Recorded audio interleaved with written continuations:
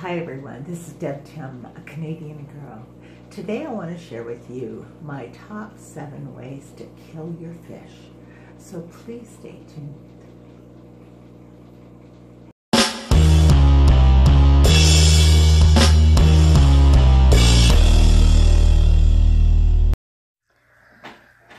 This is my 75-gallon geophagus aquarium. We all love our fish and want them healthy and happy in the aquariums we provide for them. But there are a few ways that we can unintentionally kill our fish. Here are 7 points I'd like to share with you. Rushing your cycle. When preparing a new tank for use, it must go through a complete nitrogen cycle to make it inhabitable for your fish. This is a natural process that every tank must go through before you can add fish. Now, there are additives you can purchase to cut down on the time it takes, but regardless, it still has to complete the nitrogen cycle before it's ready for use. Test your water daily, keep tabs on the progress, and when your cycle is complete, your parameters will be right where you want them, and then it's time to add your fish. Do your water changes. Providing high-quality water for your fish is just a matter of doing scheduled water changes and watching your parameters for any problems. In my opinion, you should do no less than 50% each week in water change. Depending on the tank and inhabitants, this may vary, but a good-sized water change once a week is definitely a must for healthy fish. Do not overfeed. Overfeeding your fish can quickly lead to fish death. Waste and leftover food will become toxic to your fish. Only feed as much as your fish will consume in 30 seconds. Yes, 30 seconds. I know many people say 3 minutes, but that's way too long in my opinion. First of all, your fish should constantly be hungry, and they do much better with 2 or 3 smaller feedings than one big one. Watch if the food makes it to the substrate. If any does, then in my opinion, you are overfeeding. Now that's just a personal rule of thumb for me. Do not overclean your aquarium. In order for your aquarium to maintain healthy parameters, you should never overclean to the point of removing healthy bacteria that your fish need to survive. This means alternating cleaning your filters. Never do 2 filters on the same tank at one time. Lightly vacuum the visible bits of debris.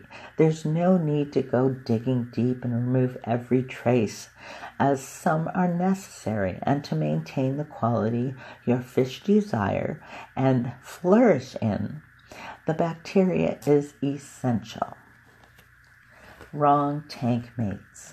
When choosing tank mates, it's important to do your research. With so many species available, we must make sure the ones we're interested in can live together. Their aggression, their water parameters, water temperature, the diet they need, and many other factors, if not researched properly, can lead to unnecessary fish death. The wrong substrate. The substrate we use can have an impact on the health of our fish, even to the point of death. For example, goldfish need gravel as they are scavengers and will consume sand in their food, which in turn will cause a blockage in their system leading to death. Now, cichlids, on the other hand, prefer a softer sand substrate because they sift through it with their mouths. Now, if they had a harder or sharper substrate, they could injure themselves, which could lead to infection and thereby death. Not quarantining. When you bring home new fish, no matter the source, you should quarantine them for even a short period of time. That's better than not at all. I do not medicate my new fish for the just-in-case reason. I am not fond of medications unless absolutely necessary. I keep them in a quarantine tank for 7 days up to 2 weeks. In that period of time, any sickness will show itself.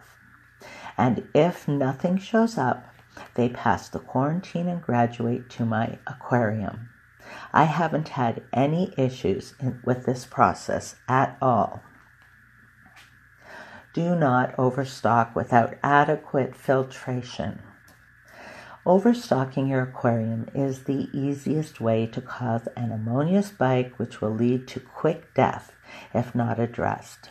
In order to overstock your aquarium safely, you have to provide enough filtration to handle the bioload produced by your fish. If you don't have enough filtration, your water will become toxic and kill your fish. I hate to admit it, but I have killed my share of fish over the years I've been in this hobby.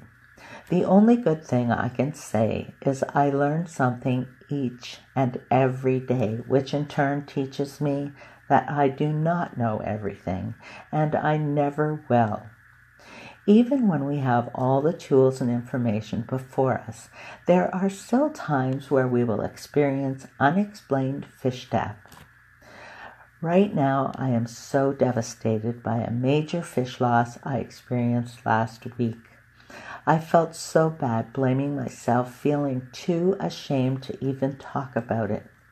Last week, after my water change on my Geophagus aquarium, this aquarium you're seeing here, I lost all but one of my torpedo barbs. I am still racking my brain trying to figure out what happened. This is obviously not an unexplained death, as it affected the entire school. I do believe it has to do with my pH levels and possibly the driftwood causing the pH to be lower than it should be. I did add baking soda to help stabilize my pH, but I just wasn't able to save them. I have done my water parameter tests, and they have been really good. My pH is constantly around 8 or 8.2, and that's where I have it for all my aquariums. So if any of you have any suggestions as to why this happened, I'd love to hear it. I'm still heartbroken and trying to decide what I'm going to do. We share our knowledge, we share our experiences, we share our triumphs, and we share our disasters. And never, ever do we stop learning.